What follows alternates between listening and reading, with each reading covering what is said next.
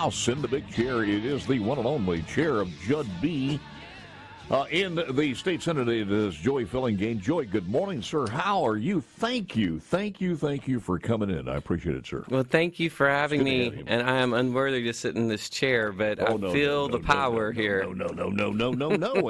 It's good to have two big chairs at the same time on the exclusive Trustmark studio, and I appreciate it so very, very much. Thank you. All right, you guys go back to work at 10 o'clock this morning. Yes, sir. What's the next deadline? Is it at the end of the session, or do we have another one next week? No. I think tomorrow we've got to deal with the concurrence, non-concurrence on the general bills.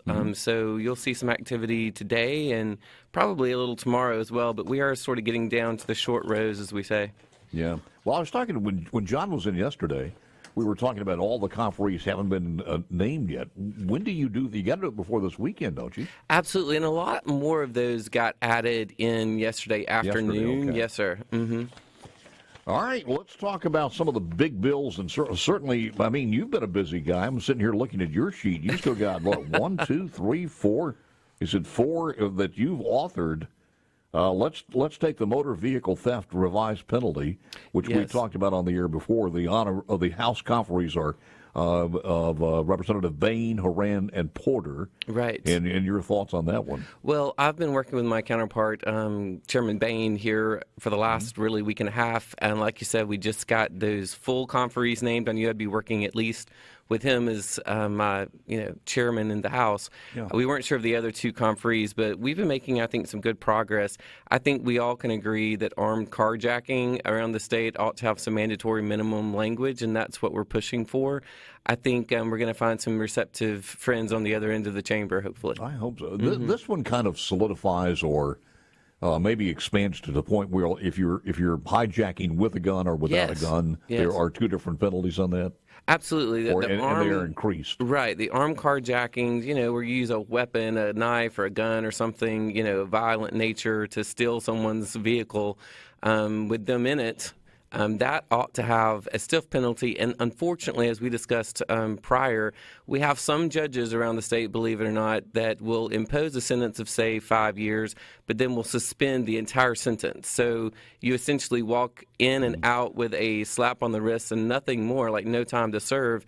We think in 2023, that's just unacceptable when people are using weapons to steal other people's vehicles while they are still in the vehicle. That needs to have some mandatory time and some mandatory minimums. Joey, I don't want to sidebar here, but I got a whole stack that I haven't had a chance to get to with George Soros, and I planned to do that yesterday. But he is, because of the DA in Manhattan, he's brought forth.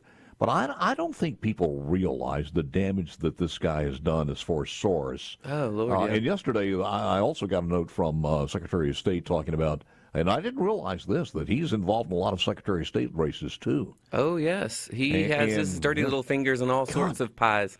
I think he's expended over $12 billion in trying to reshape America and that probably doesn't even include all of those years trying to get marijuana in as legalized in the United States, and he's been pretty successful on that one. But let me go over to, and I mentioned that because of some of the judges that you said, by the time he goes through the judge and the DA and our system, it's we put these people back on the street.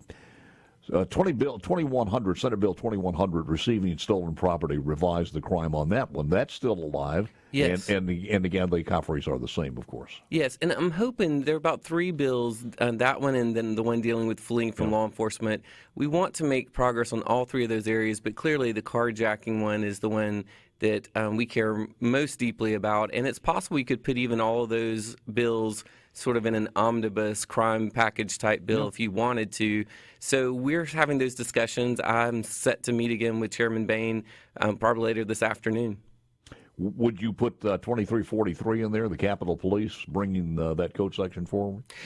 I'm not a conferee on the Capitol Police bill, I don't believe. At least there's one of them. There's actually 2 bills. There's one that Chairman Wiggins and Judd A. is spearheading. So we're going to wait and see what he and Representative Lamar come up with on that one. There is a secondary bill that deals mostly with just the jurisdictional limits of the Capitol Police that is still alive that I am going to confer on. So in the event that something goes awry on the other bills, certainly we have a second bill that we can deal with the Capitol Police jurisdictional limits if need be. By the way, the conferees on that one are Bain, Yates, and Ford of the 73rd. All good people. All great people, yes. There were some other bills in some of the action yesterday. The Fully Autonomous Vehicle Enabling Act, which was HB 1003.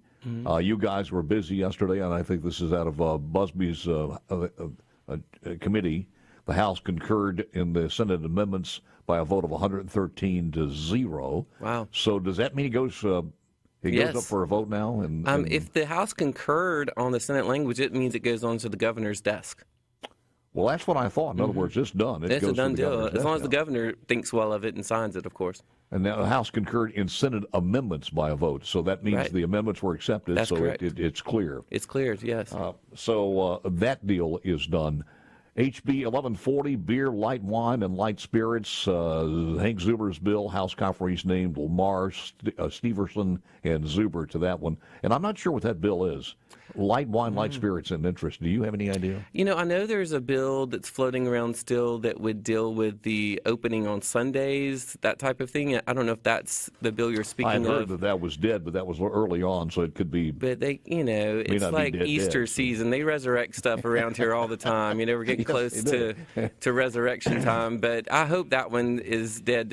I don't think we need to worry about buying and selling beer and wine on the holy day. Well, the other part of that was the fact that you guys sometimes have competing bills, and if one's dead, you can use it to hijack on the other one or piggyback on the other one. You've been around a long time, Paul. Yeah, so You're exactly right. So that helps the dead.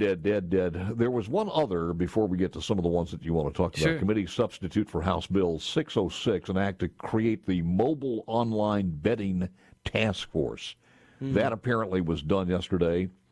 So we will have a task force, but it's just to study the online betting situation, right? That's usually code for we don't have the support to pass it, so we're going to study it another session and see if we can drum up some more support for it. Where is the opposition coming from this? In all of this has got to be at the casinos. Some casinos want it, some casinos don't. Some have more influence over you guys than the others.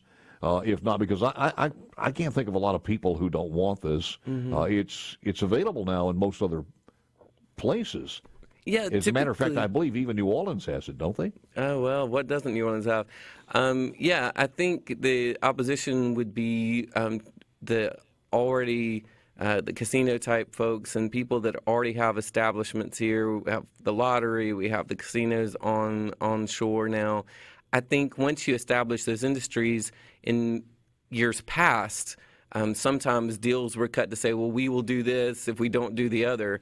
So, that can be changed every time we're in session, of course. Yeah. That doesn't bind a new legislature to that same deal. But people do tend to rely on those types of agreements when they're made. So some of the opposition would probably be from your established gaming businesses in the state already. From what I gathered over the many interviews that we've done and visits that we've done with with Larry Gregory and also Jay from both sides of the commission and also the association, the larger, more established, the Beau Rivages of the world want it, and some of the smaller casinos that don't have the draw at their sports bar don't want it. So I don't know where it stands on that one. Is our transportation, our infrastructure bill still kicking? Is it still there? It is still there, and I think it's in a good place from what I understand. I think it depends on, is it going to be big or really big? So I think we're all for more infrastructure money. I think some of the figures I've heard range anywhere from a $600 million infusion up to an $800 million infusion, which are where the two sides, last time I heard, were. So, I think that's improvement, that's progress, and I'm rooting for more infrastructure dollars. This would take the 1.2 that we were talking about as a rebate and use it for infrastructure? Yes, sir. That is correct. So we're not going to get a check in the mail, is what you're saying. Well, the bills dealing with checks in the mail or tax cuts are unfortunately no longer alive. So the question is, do you just bank all these savings, or do you actually spend some of these on infrastructure projects? There was a bill yesterday that I was following and watching you guys in some of the deliberation, and it was kind of unique, and I got to ask you about it. Sure. I asked Chad McMahon with Local and Privates, I do believe, to come in. I don't think he wanted to talk about it, so I'll ask you, see if you can give me the ins and outs of this. I'm happy to try, Paul, always. I know it's a different committee, but I mean, Judd B., you know all about the other committees. Yeah, anyway. sure. Joey Fillingane put on the spot. Coming up next, Lars. Back live in the Trustmark studios, my friends. It is a Wednesday hump day planned for your family's future with a bank that fits you to a T. Trustmark, people you trust, advice that works. Member FDIC. In the House, it is the one and only Senator from District 41, Chairman of Judd B., and also Vice Chair of Medicaid. And I know that you have one more segment here and have to go, but here's the one I was talking about. You guys were debating this yesterday. Right. And it was Lowndes County. Mm-hmm. And it was the Board of Supervisors, a bill that would let them use the ARPA money for nonprofits. Yes. And I thought, okay, wait a minute. And the Chairman Chairman Polk was saying, well, you give this money, it could be better used for bridges and infrastructure and water, because we're talking about a pretty good pot of money that could be used. Right. And he made a very good point. You give this to them, they have the authority to use it anyway if it's not stipulated within state law. And can you do that or not was another subject of the question. But if you give it to them, then they could give it to the pro-choice people, or they could get it to the pro-life people. One way or the other side's not going to like it. So I thought it was a very good point. And then the checks and balances. And then Mr. McMahon, Chairman McMahon, said basically that, there are guidelines that they have to follow with the ARPA from federal side. Sure. And the other thing is they can't possibly use all of that money, so some of it would go to a good cause.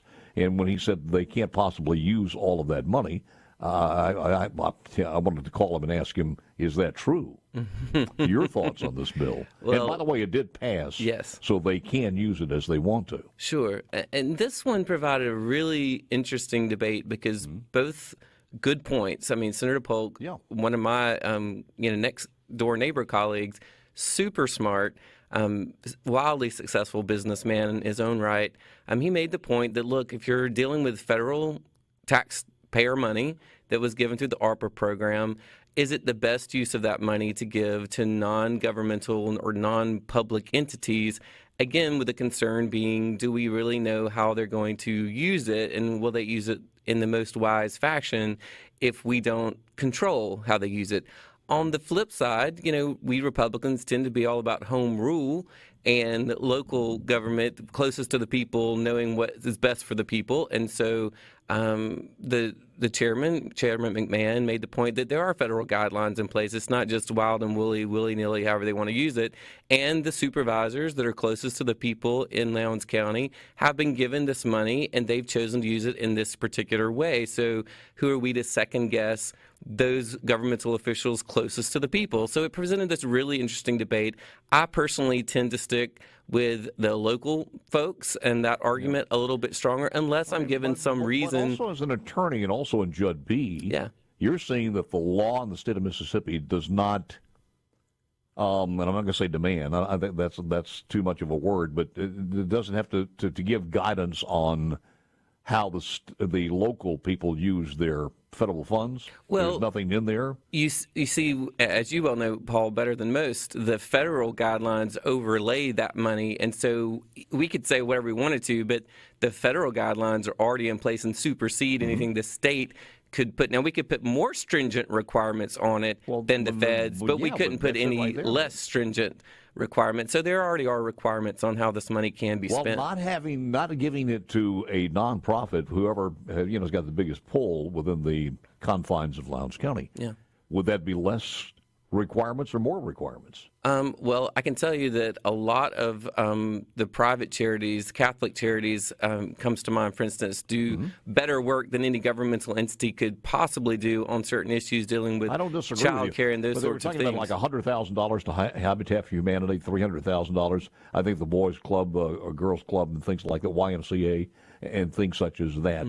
For the people who are not going to participate in those particular charities one way or the other, would putting that money in road and infrastructure, and does do those ARPA funds dictate or allow you to use it in nonprofits? It does. It does allow you to use it for nonprofits. It's the purpose for which the money is spent that is controlled. So you can give it to a nonprofit, but it still must be within the confines of what the federal government says these monies must be used for. So and the they make subject that leap matter. through COVID or through infrastructure? Because was this some money came as far as the COVID situation? I think these were ARPA funds, so these came through the pandemic. These are pandemic-related dollars from the federal government. They are pandemic-related. Yes, sir. All right.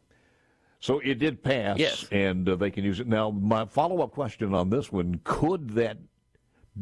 does that have to go through the process of a bill in the local and privates if Lowndes County, or if Hinds County or Madison County, anybody else wanted to do that? Oh, sure. Or could they, that is what the local. Does that set precedent, and they can do it now without That is what the bill? local and private committee does all session long. They take local issues submitted, and it has to have a majority of the governing board. So, be it the supervisors or the city council, must ask for this legislation. What I'm saying, from the though, but if the Hinds County Board of Supervisors decide to piggyback off of that bill in Lowndes County, would they have to have clearance to do that through another bill? Yes, they would. Yeah, they're individual. So they just can't do it on their own now? No, sir.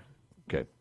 There are a lot of other things. Any particular bills that you want to pinpoint before we run out of time? Oh yeah, I mean we've been quite busy, as you said earlier. We've done a lot in the healthcare space too. So Senate Bill 2323, which we discussed earlier, which is the Hospital Collaboration Act that we worked so hard on. The House has added some language that was actually very helpful to the bill, and this morning it's our intention to concur. So what we had set about to do is to allow governmental and private hospitals to both be able to compete in the marketplace on a more balanced playing field. The House actually added some additional language dealing with what's called sort of a rural COPA, or Certificate of Public Advantage language, into that to make sure that the private hospitals would be able to fully engage along with our governmental hospitals if they want to collaborate, if they want to go farther than their current footprint, or even come closer than antitrust laws would typically allow, to be able to make sure the Greenwood Floor Hospital, for instance, has every opportunity to succeed. So that bill we are going to concur on, is my understanding, this morning in the Senate, and send that one on to the governor. Very good. So that's a win. Obviously, the fentanyl strips approval took place. So people that are dealing with these horrible overdoses throughout our state with fentanyl can now, Senator Nicole Boyd up in Oxford has done great work. She's a great senator on trying to get this done. It really affects college towns, obviously, like Oxford, Starkville, Jackson, and Hattiesburg more so than other areas. We were able to schedule the tianeptine, which is a product that is currently available at most of your local gas stations, and can have very addictive qualities.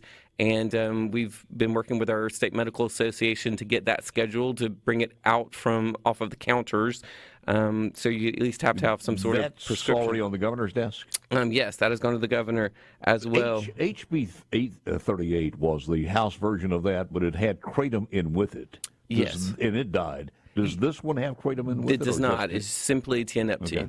Yes. All right. So we were having to do that. And then the postpartum coverage, finally we got a consensus among our friends in the House and the governor to extend that coverage for moms and newborns up to 12 months. So I think in the post-Dobbs world, that is something very important that we've needed to do for a bit. And we're just very thankful that that finally got done. HB 912, firearms suppressors, authorizing manufacture and possession of Mississippi, prohibit enforcement of federal laws governing, et cetera, et cetera. That's HB 912. That's still in conference. That is still in conference. I think it has life yet. Okay. We're working with Chairman Bain on that guess one. this one doesn't have life in the last few seconds here. I will bet you that there ain't a chance on God's green earth that anything will happen with CON this session. You are, as usual, on point with that, Paul. And guess what? I didn't even have to check with one single lobbyist to figure that one out. Well, God bless you. We're so thankful you're doing so well. I just want to know you've been on our prayer list, and it's great seeing you looking so great and healthy. Appreciate you very much. And I thank you for coming in. My pleasure. Travels back to the Capitol, and don't forget on Sunday. You guys going to work on Sunday? We sometimes do, but not on Sunday morning. If we do go, it'll be St. Patty's in Day the parade, afternoon. So don't get caught up in that one and wind up on a float somewhere. Lord, so. no, I'm All right. I'm not of Irish descent, so I'm not going to do that.